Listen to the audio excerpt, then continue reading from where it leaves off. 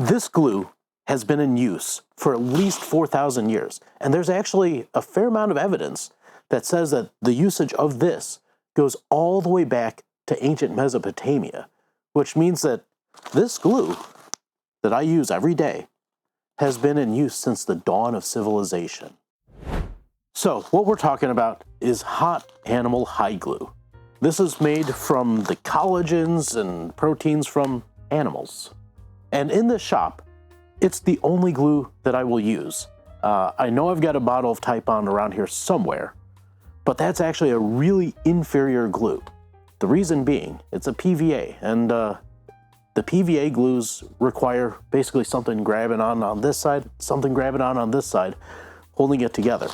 With this, we're dealing with the proteins that can pull everything together, and as that water from this dries out, it actually will clamp the joint itself together, providing for a better, tighter joint with a harder material, so that way you get the maximum amount of sound for your guitar, opposed to the others, which is kind of like having a little bit of a shock absorber in between it. So, first things first, let's start by actually making some glue. I don't like to work out of bags like this. This is just great for storage. I actually like to put mine into a small container like this. And actually, I use two kinds of hide glue in my shop on a very regular basis. The first one being the 315 gram strength. This is my everyday, way overkill, super strong stuff. It's more than adequate for anything I'm doing. And the reason I like to use this is because it's just strong. I don't want to worry about my joints coming apart. The other one that I have on hand all the time is this 192 high clarity. Now, both of these I got from Milligan and Higgins. You can go onto their website. I'm pretty sure that they have it there. Or I just called them up. I bought 50-pound sacks of it because I go through a fair amount of hide glue. That said, for me, 50 pounds has lasted me about 10 years, which, you know, I'm not going through that much. I believe that this stuff, and you can actually see that there's a texture difference. This is pyramid hide glue. So I've got my 192 high clarity versus my 192 standard. And then this is my 315 versus the pyramid 315. You can see that there's a texture difference.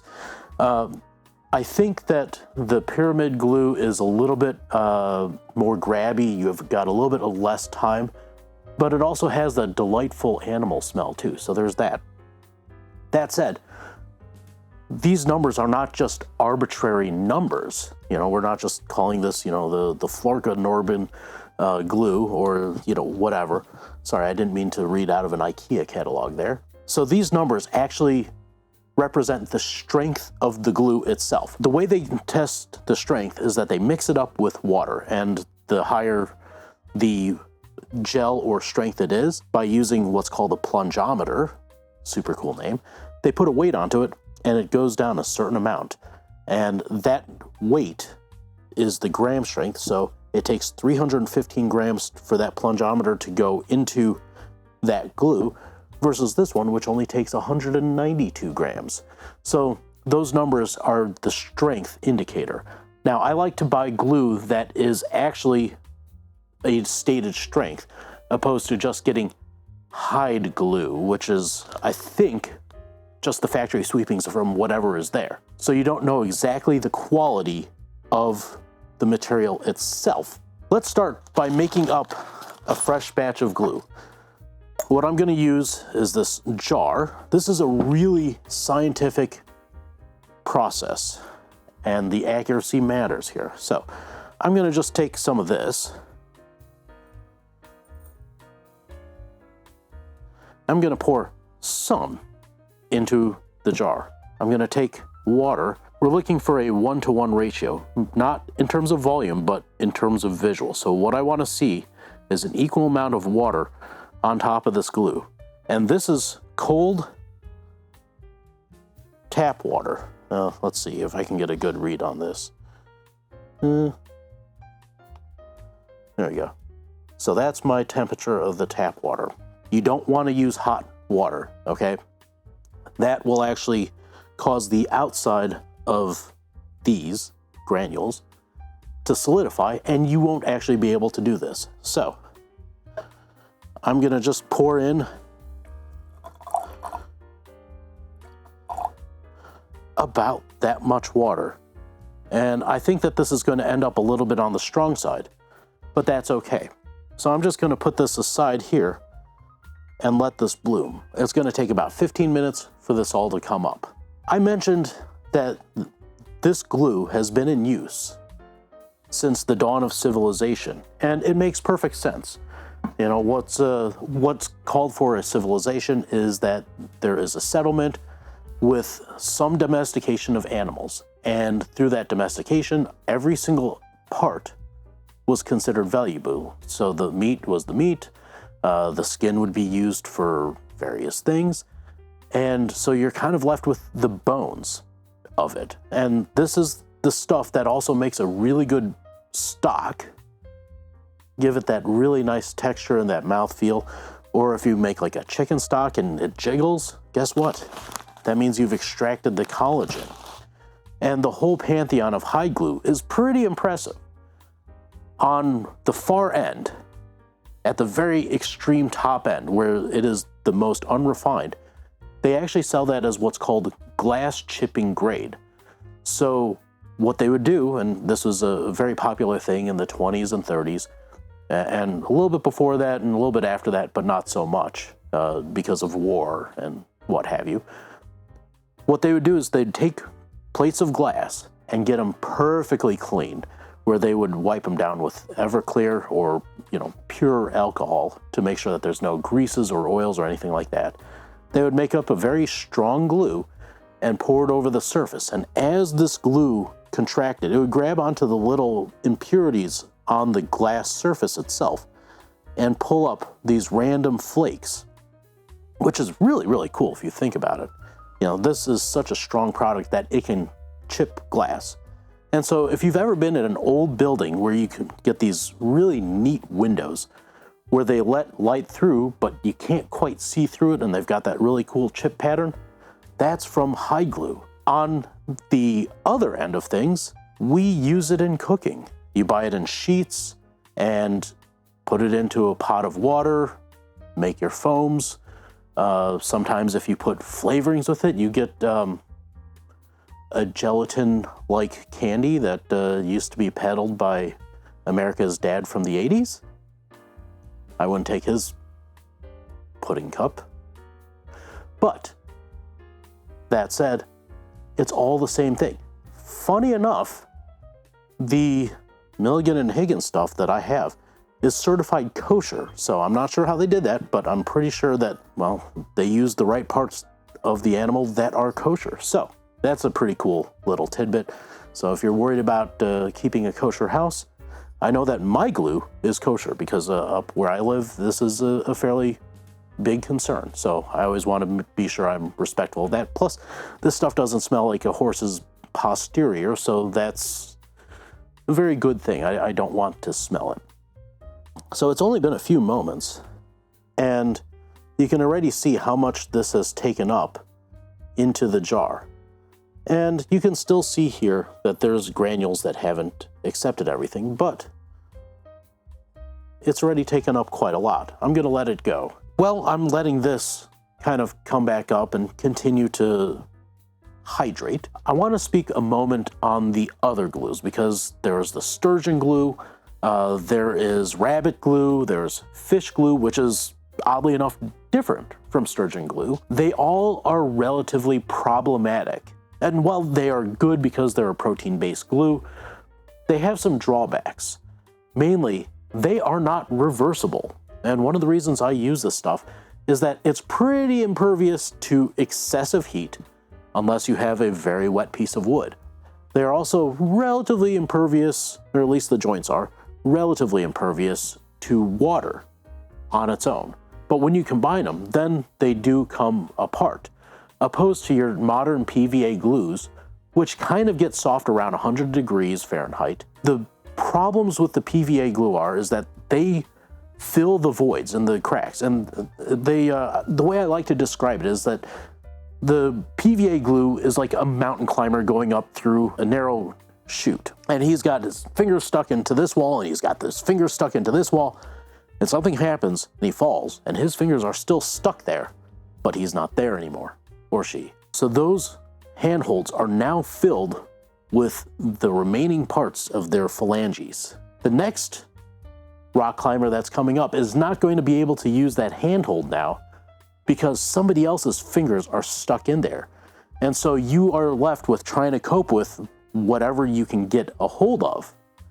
And that's not going to be as good as the other way. The way that hide glue works is that you have these protein chains, and in granular form, in dry form, and in this form, they're very tightly bunched up because they coil up and shrink up. And what we are doing by adding water is we're giving these proteins something to kind of relax into, but they're not fully extended.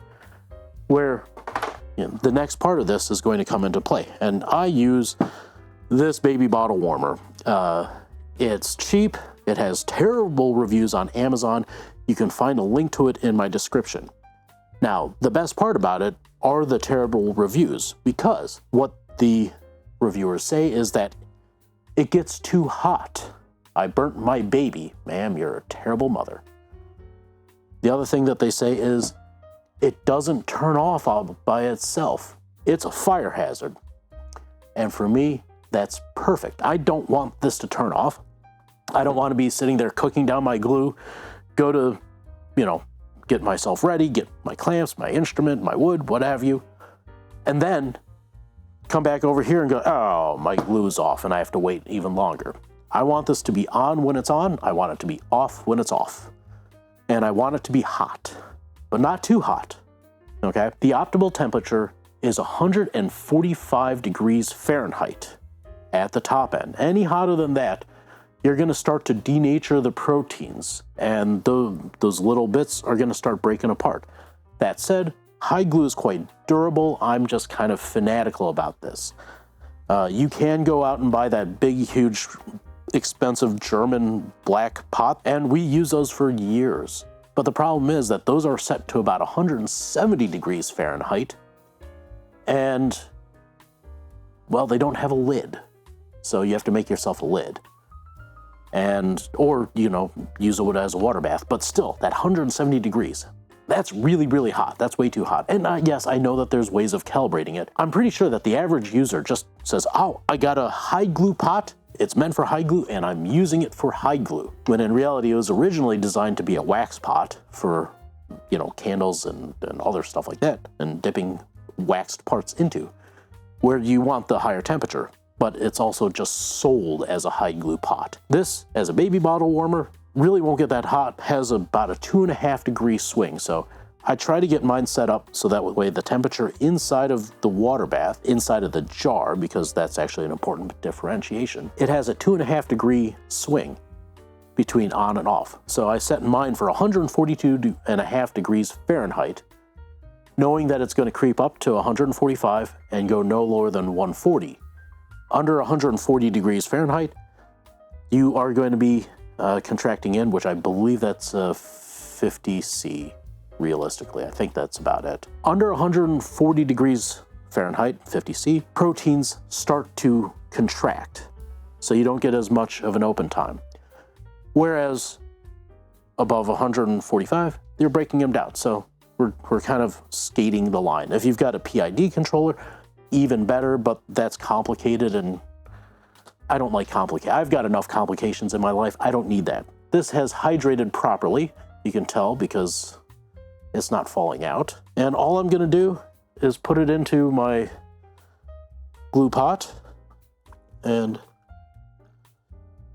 just put water slightly above the level of the glue. One of the reasons I like these grocery store glass jars is because they come with these caps.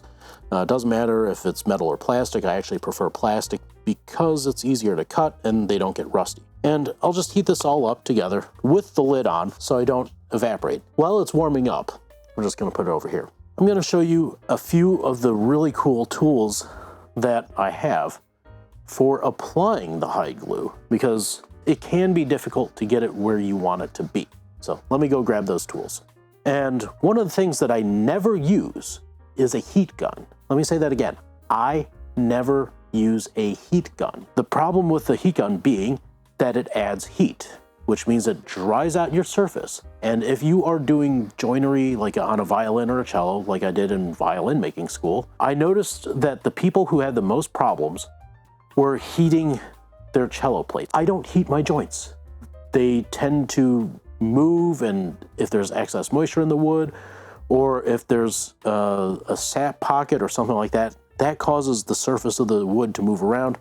I don't like that. I want my joint to be exactly what I made it to be, dry. And, you know, it's enough when you add the water from the glue that something's going to happen. My first thing that I use as needed is a larger brush. That seems like a very simple thing to do. If I'm making purfling or gluing a cello top back together or something like that, and I need a lot of glue, or a fingerboard, for example, a chip brush, a larger one, and I have these going all the way up to 3 inches, I'll use that for a bigger surface because it's easy and it just makes the process go faster. So first thing, don't be afraid to use a larger brush.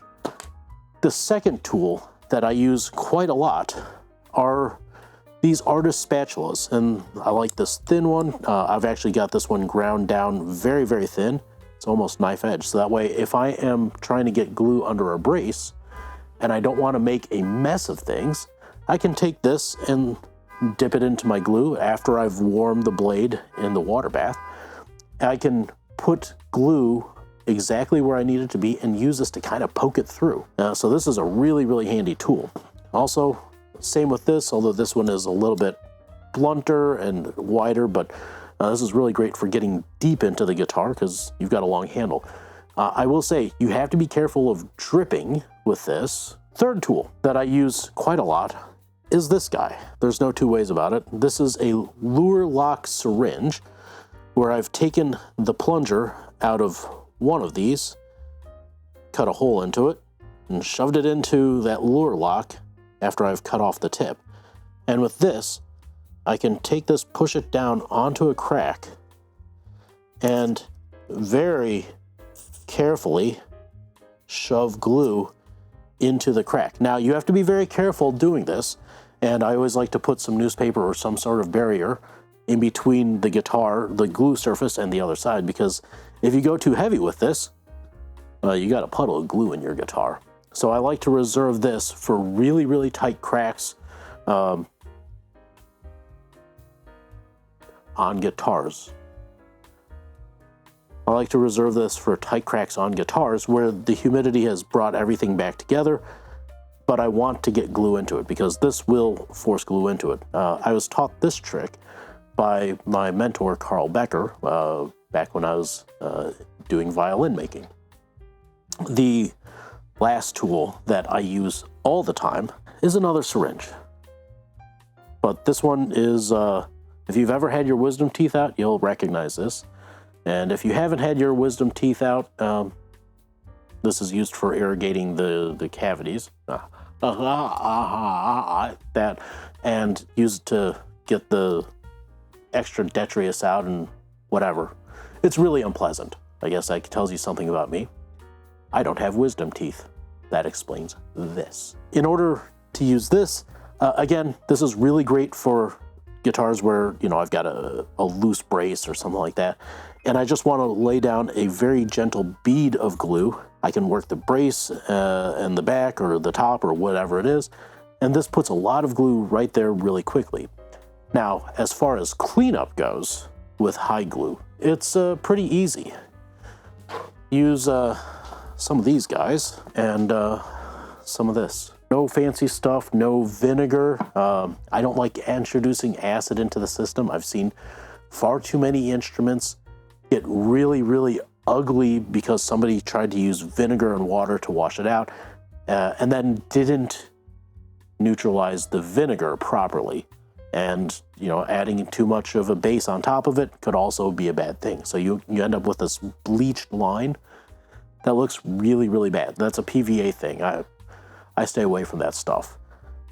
But a little bit of paper towels and water. Now, the other thing I keep around is an old terry cloth rag. Here's my terry cloth rag. I've been using this since I started woodworking when I was 4 years old. This has been in contact with almost every single guitar I've made and a lot of the ones that I've fixed. And it doesn't matter that it's crusty like this because I'm not using this solely for cleanup. I'm using this to remove the bulk of the glue, and I'll go run it under the water at the sink. It's served me well, and once it's done, I hang it up over my bench, as you can see. And also, fun craft idea if you want to make ghosts for Halloween. You can. I've got this heated up. I just checked it after stirring. I'm at like 139.5, which is close enough because I know that this thing reads ever so slightly low. What I want to do, well, first things first, I've kind of been working on this guitar already. So I'll show you a little bit of the cleanup. This glue has been dried on here for a little bit of time. With Type Bond, this would be a pretty nasty cleanup, but with this, it just kind of wipes right off pretty quickly. And this is just a little bit of water on the aforementioned bench rag. I'm just gonna come in there and look at that, it's all gone. So the cleanup, especially off of the finish, is really, really easy. Now, I'm gonna be working inside the guitar first because this is actually a little bit of a complex glue up. So first things first, remove any scratchy jewelry. That goes for decorative rings. Mine's not decorative. So I've got my rag ready. I'm actually going to be using this to lay down a little bead. I'm going to be working on this section of the guitar. This portion of the back has become detached from the guitar itself and also from the brace. I have my clamps ready and I have my plexi caul ready. You don't have to be fancy with this. I just, cut these to various shapes and sizes as needed. Once the glue spreads, it's spread and we're moving quickly. So I've got everything ready to go. Let's do this. I have my hide glue set just so. It's essentially the consistency of heavy whipping cream. This is about what I'm looking for, just where you get about 1 inch of stream and it beads up. So this is kind of what I'm looking for. This will give me a reasonable amount of working time. I'm gonna start by gluing the brace that's about right here, and then right along the edge. And then I'm gonna clean that up, flip the guitar over, and then glue from the outside. And I have my spatula ready just in case. All right, so I have way more glue in here than I'm ever going to need. Gonna clean off the tip so I don't go too crazy. I'm just gonna kind of come in here. I'm gonna start right here in the corner. I'm gonna run a little bit of a bead right here. And then I'm gonna come out along the edge and run a bit of glue in there, and that will work pretty well to get things going. Now, from there, I'm gonna just take that glue spot, work it up and down. On this side, I'm actually getting glue coming through it pretty well. So that's kind of where we want to start. And I'm actually feeling that I need more glue, so I'm gonna kind of squidgy this back and forth, and that's a technical term, to get the glue sucked through. And this is one of the great things about the hide glue is that there's capillary action. I can feel underneath the brace on the opposite side to feel that I've gotten the glue all the way through on both sides. I'm just gonna go in, clean that up because this outside is, also loose. I'm gonna come in here, gonna start working this section up and down to make sure that I work enough glue in there, but you don't wanna work too much glue into it because it may drip through on the inside. And I just check my glue, make sure I've got full penetration all the way around. And I do, and I also found a little bonus extra on the inside, so that's from a string packet. Clearly, they use Augustine's. And the great thing is that once you spread it, you're working it, you can always warm up the glue. That's about as much as I want to get in there. So I'm going to take my previously used water. I'm going to clean up most of the surface. I don't have to go crazy. Clean it up on the edges. And then from here, all I have to do is add my clamps.